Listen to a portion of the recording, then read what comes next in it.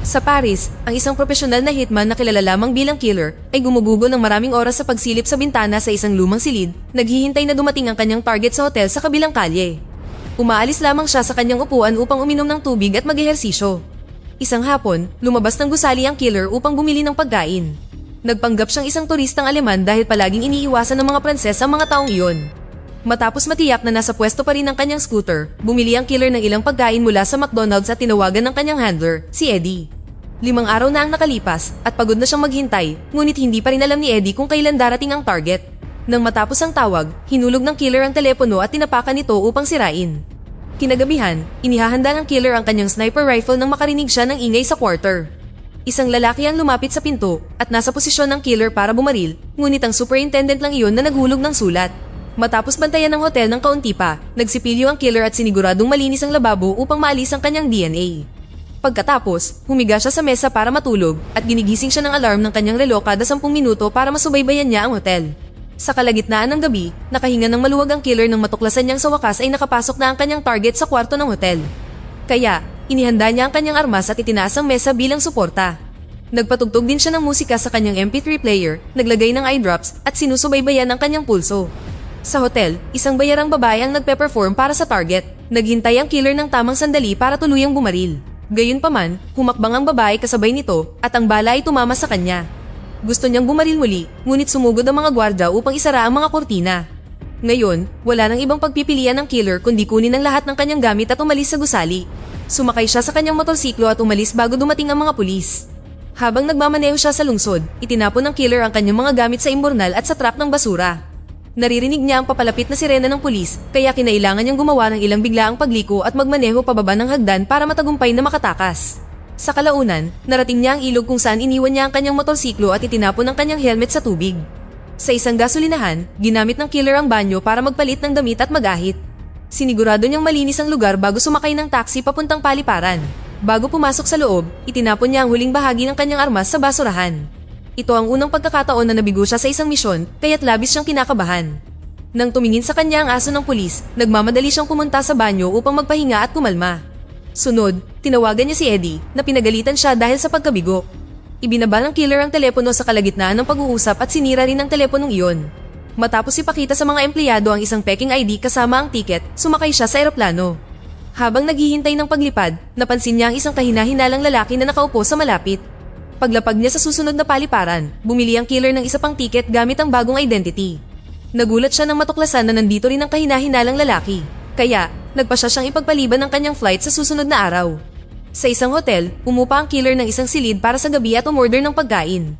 Pagkatapos, nilagyan niya ng baso at takip ang pinto bilang bitag para sa mga nanghihimasok. Panghuli, kumuha siya ng kutsilyo at inilagay ito sa mesa sa tabi ng upuan kung saan ginugol niya ang natitirang gabi. Kinabukasan, lumipad siya patungong Dominican Republic at nagmaneho ng kanyang jeep patungo sa kanyang hideout sa gitna ng gubat. Sa bakod, nagulat siya nang makakita ng mga bakas ng paa at upos ng sigarilyo. Kinuha ng killer ang kanyang baril at tumalon sa bakod upang tumakbo patungo sa bahay at nakakita ng mas maraming bakas ng paa sa daan. May malakas na musikang tumutugtog sa loob, ngunit nasa tamang pwesto ang lahat. Matapos patayin ang musika, tiningnan ng killer ang kusina at nakakita ng ilang kutsilyo sa sahig katabi ng mantsa ng dugo. Desperado niyang hinalugog ang bahay at natuklasan ng isang basag na salamin sa banyo, kasama ang mas maraming mantsa ng dugo sa dingding. Mayroon ding basag na bintana na may mas maraming dugo sa salamin. Tumawag ang killer bago umalis ng bahay. Ilang minuto ang lumipas, nakarating siya sa ospital upang tingnan ang kanyang walang malay na kasintahan, si Magdala. Sinabi sa kanya ng kanyang kapatid na si Marcus na isang lalaki at isang babaeng asasin ang nanghimasok upang tanungin at pahirapan si Magdala. Nanlaban siya at nagawang saksakin ng lalaki sa binti. Pagkatapos ay nakatakas siya sa pamamagitan ng pagtakbo sa bintana. Nakatakas ang mga asasin sa pamamagitan ng pagsakay ng taxi. Sa tingin ni Marcus ay hinahanap ng mga asasin ng killer at sinubukang patayin si Magdala dahil isa siyang saksi. Tiniyak ng killer kay Marcus na hindi na ito mangyayari muli. Pagkalipas ng ilang oras, ipinaalam ng doktor sa killer na dadalhin si Magdala sa isang pribadong ospital gaya ng hiniling niya. Sinubukan niyang mag-iwan ng tip, ngunit umalis ang doktor. Sa sandaling iyon, nagising si Magdala at agad na tiniyak sa killer na wala siyang sinabi sa mga umatake. Sa bahay, nagukay sa hardin ng killer at nakita ang isang safe na puno ng mga armas. Inilagay niya ang lahat ng mga ito kasama ang kanyang mga peking ID bago sumakay sa jeep upang magmaneho sa paligid ng lungsod para hanapin ang taxi na inilarawan ni Marquez. Pagkatapos ng ilang oras na pagmamaneho, wala pa rin siyang nakitang kahit isang palatandaan. Kinagabihan, pumunta siya sa kumpanya ng taxi at pinagbantaan ng manager upang ma-access ang system. Sa isang mabilis na paghahanap, natuklasan na isang lalaking nagngangalang Leo ang naghatid sa mga killer papunta sa kanyang bahay.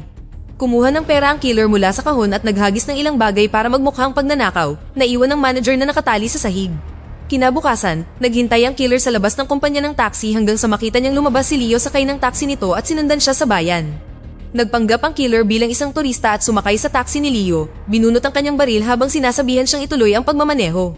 Iniabot ni Leo ang kanyang wallet dahil sa pag-aakalang magnanakaw ito, ngunit tinanong siya ng killer tungkol sa mga assassin. Inamin ng takot na si Leo na mukhang abnoy ang dalawa, ngunit inihatid niya sila dahil kailangan niya ng pera. Napansin niya na dumudugo ang binti ng lalaki, ngunit ayaw nilang pumunta sa ospital, kaya ibinaba sila ni Leo sa paliparan gaya ng kanilang hiling. Inutusan ng killer si Leo na pumarada sa isang abandonadong lugar sa ilalim ng tulay at binaril siya sa ulo. Pagkatapos, lumipad siya patungong New Orleans, kung saan umupa siya ng van para magmaneho papunta sa kanyang storage unit. Kumuha siya ng mas maraming ID at baril mula sa isang kahon, kasama ang mga bagong plaka ng van. Pagkatapos ay pumunta siya sa isang hardware store para bumili ng ilang kagamitan. Sa lungsod, nagpanggap ang killer na isang tagapaglinis at pumasok sa isang magarbong gusali nang buksan nila ang pinto para sa mailman. Sabay silang sumakay ng elevator, at sa itaas na palapag, uminom ng tubig ang killer mula sa fountain para magkaroon ng dagdag na oras. Hindi isinara ng maayos ng mailman ang pinto, at nang makaalis siya, sinamantala ng killer ang pagkakataong pumasok sa opisina. Sa loob, takot na takot ang sekretarya ni Eddie nang makita siyang dumating na may hawak na baril. Kinuha ng killer ang kanyang laptop at telepono bago pinilit siyang ihatid sa opisina ng kanyang handler. Itinali ni Dolores si Eddie sa kanyang upuan bago pumunta sa banyo at itinali ang kamay nito sa lababo. Pagkatapos, isinara ng killer ang pinto at tinanong kung sino ang dalawang assassin sa kanyang bahay. Ipinaliwanag ni Eddie na kinailangan niyang makipagkasundo sa isang napakalakas na kliyente para makabawi sa nabigong misyon, ngunit hindi niya inaasahan na uuwi ang killer. Gumamit ng nail gun ng killer para sirain ang mga laptop ni Eddie at Dolores, ngunit patuloy siyang sinasabihan ni Eddie na umalis at magtago sa ibang bansa. Nang patuloy na itanong ng killer ang identity ng mga assassin, tumangging magsalita si Eddie, kaya sinaksak niya ito sa dibdib gamit ang 3 pako. Pagkatapos, tumawag ang killer sa 911 at iniwan ang telepono sa mesa. Pilit na sinubukan ni Eddie na abutin ito, ngunit natumba siya, at nilagyan ng killer ng dyaryo ang ilalim ng kanyang ulo. Pagkalipas lamang ng ilang segundo, namatay si Eddie. Pagkatapos, tiningnan ng killer si Dolores na binigyan ni Eddie ng pampakalma para manatiling kalmado. Handa siyang ibigay ang mga pangalang kailangan niya, ngunit bilang kapalit, gusto niyang bigyan siya nito ng hindi kahina-hinalang kamatayan para makuha ng kanyang mga anak ang pera sa insurance. Hindi dapat magmalasakit ang killer para maiwasang magkaroon ng kahinaan, ngunit pinalaya pa rin niya ito. Lumabas si Dolores ng banyo ngunit nawalan ng malay nang makita niya si Eddie. Itinapon ng killer ang bangkay at laptop sa isang malaking basurahan at sumakay ng elevator kasama si Dolores. Sa sumunod na palapag, sumakay din ng isang tenant at nagbiro tungkol sa isang bangkay sa basurahan na tinawanan ni Dolores dahil sa takot. Pagkatapos, inihatid ng killer si Dolores sa bahay nito at iniwan siyang nakatali sa van habang pumasok ito sa loob. Sumigaw si Dolores at sinubukang palayain ang sarili ngunit hindi nagtagumpay. Binuksan ng killer ang garahe at itinago ang van sa loob bago sila pumunta ni Dolores sa opisina nito. Tinuruan siya nito kung paano gamitin ang kanyang address book na nagpapahintulot sa kanya na mahanap ang mga mission card na may impormasyon tungkol sa dalawang assassin at ng kliyenteng nagbayad para sa nabigong tungkulin. Pagkatapos ay binali ng killer ang leeg ni Dolores at itinulak siya pababa ng hagdan para magmukhang aksidente. Sa storage unit, sinunog ng killer ang katawan ni Eddie. Kalaunan, sumakay siya ng barko at itinapon ang abo ni Eddie sa dagat. Pagkatapos magpalipas ng gabi sa isang hotel, nilinis ng killer ang van at naglagay ng bagong plaka. Sa sumunod na ilang oras, nagmaneho ang killer hanggang sa makarating siya sa Florida. Iniwan niya ang van at umupa ng kotse bago nagmaneho papunta sa bahay ng lalaking assassin. Nakilala ng killer ang kanyang biktima dahil papilay-pilay ito maglakad. Pagkatapos bumili ng ilang grocery, naghintay ang killer sa kanyang sasakyan na nakaparada malapit sa bahay.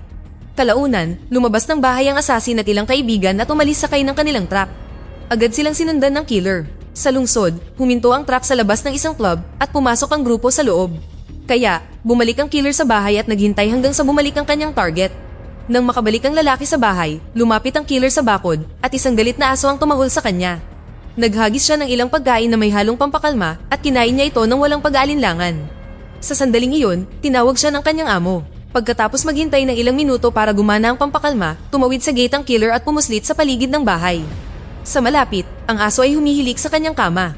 Pumasok sa bahay ang killer at sinimulang halugugin ang mga silid isa-isa. Bigla, sinunggaban siya ng brute na nagawa ring disarmahan siya. Nag-away ang mga lalaki at sa kaguluhan, napunta ang baril sa ilalim ng kama. Inihagis ng brute ang killer sa pinto ng aparador. Pagkatapos ay ibinagsak niya ito sa sahig para simulan itong bugbugin. Nang lumayo ang brute para kunin ang baril, sinubukan ng killer na tumayo at agad siyang sinalakay muli ng brute. Nagpatuloy ang laban at ang killer ay itinapon sa TV, kaya gumanti siya sa pamamagitan ng pagbasag ng florera sa ulo ng brute. Pagkatapos ay tumakbo siya sa kasunod na silid at kumuha ng iba't ibang dekorasyon para gamiting armas, ngunit inihagis siya ng brute sa pasilyo. Patuloy na nagpalitan ng suntok ang mga lalaki at tumalon ang killer sa likod ng brute para simulan siyang sakalin. Umatras ang brute para ibunggo ang killer sa pader at bumagsak para durugin siya sa sahig. Pagkatapos ay ibinagsak siya ng brute sa ibabaw ng mesa at sinubukang bugbugin muli. Gayunpaman, nagawa ng killer na kumuha ng fire poker at ginamit ito bilang sandata, kaya napilitan ng brute na lumayo. Sinundan siya ng killer at hinampas siya ng poker bago tumalon sa likod ng sopa na itinulak ng brute para mahuli siya. Ngayon ay sapat na ang lapit ng killer para hampasin siya sa binti at sunggaban muli, ngunit inihagis siya ng brute sa isa pang mesa. Nang buksan ng brute ang isang drawer para kumuha ng baril, muli siyang pinalo ng killer gamit ang poker at ibinagsak siya sa paan ng mesa na tumusok sa likod niya. Nagpaputok ang brute ng ilang bala, ngunit tumakbo ang killer upang magtago sa kusina kung saan kumuha siya ng kagkuran. Matapos tanggalin ng piraso ng kahoy sa kanyang likod, lumapit ang brute sa kusina. Inihagis ng killer ang kagkuran upang bumaril siya sa maling direksyon at tumakbo palabas ng silid. Bago niya isara ang pinto, nakita ng brute ang kanyang mukha at nakilala siya. Habang tumutulo ang dugo, binuksan ng brute ang pinto at sinubukang makarating sa kwarto. Gayunpaman, sa wakas ay natagpuan ng killer ang kanyang baril at una siyang binaril. Nagising ang aso dahil sa ingay na tumakbo papasok sa bahay habang binaril ng killer ang brute sa ulo upang tuluyan itong patayin. Nagsimulang tumakbo ang killer habang inaamoy ng aso ang kanyang amo. Nang mapagtanto niyang patay na ito, hinabo ng aso ang killer, binunggo pa ang bintana para sundan siya palabas. Dumaan ang killer sa bakod at isinara ito bago pa man siya maabutan ng aso. Pagkatapos ay naghagis siya ng Molotov bomb sa bintana para sunugin ang bahay. Sa paliparan, naligo ang killer bago sumakay ng eroplano patungong New York. Doon, umupa siya ng isa pang kotse at nagmaneho papunta sa nayon kung saan nakatira ang babaeng asasin. Pagkatapos uminom ng gamot para sa kanyang mga pinsala, ginugol niya ang buong araw sa paghihintay habang nasa loob ng kotse. Kinagabihan, sa wakas ay nakita ng killer ang expert na lumabas ng bahay at agad na sinundan ito papunta sa lungsod. Sa stoplight, naisip niyang barilin ito, ngunit narinig niya ang mga pulis kaya itinago niya ang kanyang baril. Kalaunan, pumasok ang expert sa isang restaurant, kaya sumugod din ang killer papasok at umupo sa mesa nito, mabilis na kinuha ang baril mula sa wallet nito. Agad siyang nakilala ng expert at humingi sa waiter ng isang bote ng whiskey dahil gusto niyang gugulin ang kanyang mga huling sandali sa isang masarap na inumin. Nagtanong siya tungkol kay Eddie at natuwa nang marinig na patay na ito. Sinubukan din niyang ibahagi ang kanyang pagkain at inumin, ngunit ayaw itong hawakan ng killer. Ipinaliwanag ng expert na wala siyang pakialam sa kanya o sa kanyang kasintahan, tumanggap lamang siya ng trabaho tulad ng ginagawa ng lahat ng mga hitman. Matapos ibahagi ang isang lumang kwento bilang metapora para sa kanilang trabaho, nagtanong ang expert kung bakit sumugal ang killer at nagteorya na inaasahan niyang ang pagkakita sa kanya ay magbibigay sa kanya ng kapanatagan tulad noong araw na nabigo siya. Dahil dito, sa wakas ay uminom ang killer at sinabihan ng expert ang mga waiter na kunin ang lahat dahil tapos na sila. Sa labas, naglakad ang dalawa sa nagyayelong parke at nadulas sa hagdan ng expert. Humingi siya ng tulong sa kanya, ngunit binaril siya ng killer sa ulo. Sa mas malapitang pagtingin, natuklasan na may dala siyang kutsilyo at sinadyang madulas para subukan siyang linlangin. Maya-maya, dumating ang killer sa Chicago at naghintay sa labas ng isang napakamagarbong gusali kung saan nakatira ang makapangyarihang lalaking nagbayad para sa nabigong misyon. Nakita niya itong umalis para pumunta sa gym at hinanap ang address online. Nang makakita siya ng pagkakataon, palihim na pumasok ang killer sa garahe ng residential building. Sa kasamaang palad, nakakandado ang mga pinto, kaya kinunan niya ng litrato ang kandado at bumili ng ilang kapaki-pakinabang na kagamitan sa Amazon. Pagkatapos, pumunta siya sa gym para mag-sign up. Habang pinupunan ng mga papeles, napansin niyang kailangan niya ng isang espesyal na keycard para ma-access ang ilang partikular na lugar. Sunod, pumunta siya sa bangko at inilipat ang lahat ng kanyang pera sa kanyang Dominican account gamit ang peking pangalan. Kinagabihan, bumili ng baril ang killer mula sa lokal na dealer. Kinabukasan, kinuha ng killer ang kanyang pakete at pumunta sa gym. Sinadya niyang banggain ng janitor para i-clone ang keycard nito gamit ang device na binili niya. Sa locker room, naghintay siya hanggang sa makaalis ang lahat at ginamit ang clone keycard para buksan ang locker ng kanyang target. Tiningnan niya ang wallet at nakakita ng isa pang keycard na kinlone rin niya. Pagkalipas ng ilang oras, palihim na pumasok sa garahe ang killer tulad ng huling beses at sa pagkakataong ito, nakapasok siya sa residential area dahil sa keycard. Pagkalipas ng ilang segundo, nagulat ang kanyang target, si Clay, nang matagpuan siya sa kanyang sala. Walang ideya si Clay kung sino siya, kaya ipinakita sa kanya ng killer ang mission card. Nang maintindihan niya, ipinaliwanag ni Clay na hindi niya kinamumuhian ang killer dahil sa pagkabigo sa misyon dahil natural lang na magkamali. Gayunpaman, kinumbinsi siya ni Eddie na kailangang kanselahin ang operasyon ng pagsubaybay at hindi alam ni Clay kung ano ang ibig sabihin nito nang magbayad siya. Matapos ang ilang pag-aatubili, pinili ng killer na maniwala sa kanya, bagamat nagbanta rin siya. Kung sakaling muling tatargetin siya ni Clay o ibunyag ang kanyang identity sa kahit sino, babalik ang killer para patayin siya. Pagkatapos ipahayag ang mga huling salitang iyon, umalis siya. Sa elevator, sinira niya ang lahat ng mission card at kalaunan ay inihulog ang mga ito sa kalye. Bumalik sa Dominican Republic, inaalagaan ng killer si Magdalene na nagpapagaling pa. Dito na nagtatapos ang ating kwento. Sana ay nagustuhan nyo. Mag-subscribe na kung hindi ka pa nakasubscribe, pindutin na rin ang notification bell at like button upang matulungan ang channel at mag-iwan na rin ng komento. Maraming salamat sa panonood.